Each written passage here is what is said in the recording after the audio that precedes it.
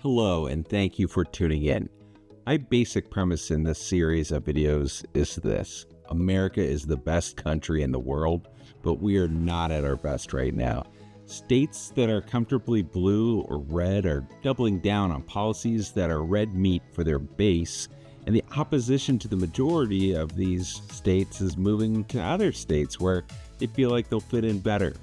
I'm going to do a quick analysis of each state's strengths, weaknesses, opportunities, and threats.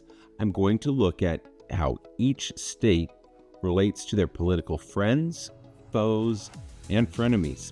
I'm going to have fun with it, and we won't be too serious, but there is a lot to call each of these states out on.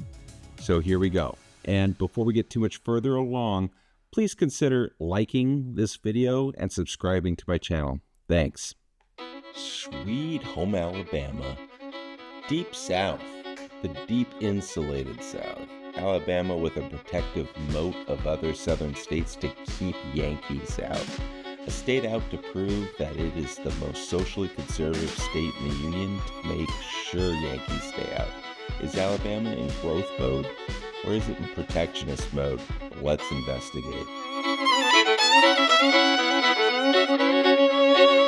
To the Telestrator we go. Let's look at Alabama. First up, you have Birmingham, which is the largest city and metropolitan area in the state. It is an incredibly shrinking city. It has shrank so much in population since the 1960s. It has some hotty-toddy suburbs, and it also has some suburbs that rank as some of the most murderous towns in the United States. Lots going on in Birmingham. Then you have to the northeast, you have Huntsville. Huntsville has the best local economy in the state. It's got NASA and military installations that are located nearby, and it has a lot of military contractors that are in the area getting fat off of these installations. It has one of the largest office parks in the country. You also have the Tennessee River floating nearby Huntsville, and you also have the beginnings of the Appalachian Mountains right in this area here, getting you up towards Chattanooga. It is the most beautiful part of the state, and Huntsville is probably the best economy in the state. Probably would want to live in Huntsville out of all the towns. Next up, you have your state capital. You have Montgomery. Montgomery's fine. It's just a state capital. It's kind of a regional center that pulls in a lot of people skittering in from the pine forests that are in and around Montgomery. And then you have to the south, you have Mobile. Mobile is your port city, and it is near Gulf Shores on the Floribama coast. Some of the least expensive real estate on saltwater in this country is here, but you might say you get what you pay for. And then the other thing I just point out is, hey, you don't have any national parks here. You have a very tiny Gulf beach. You don't have a lot of pretty things going for yourself here in Alabama.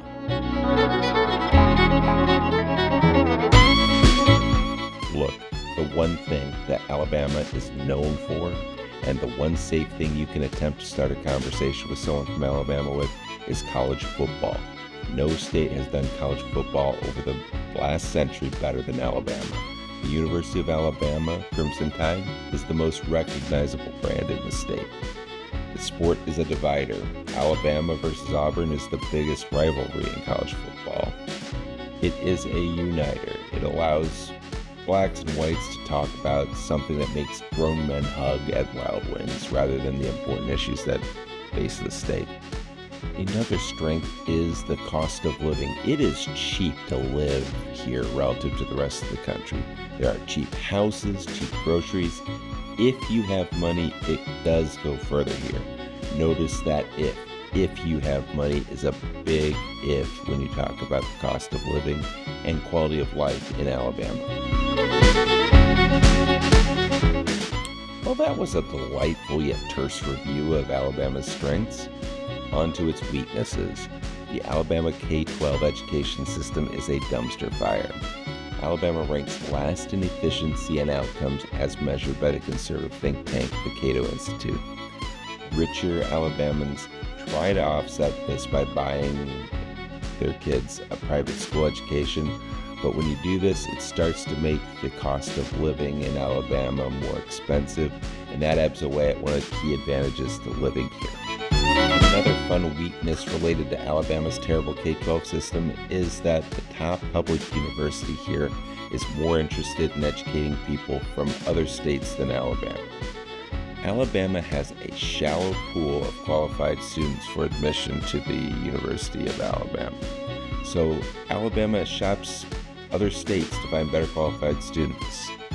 As a result, the university is educating a lot of people who have no roots to the state and who are not likely to stay in the state of Alabama.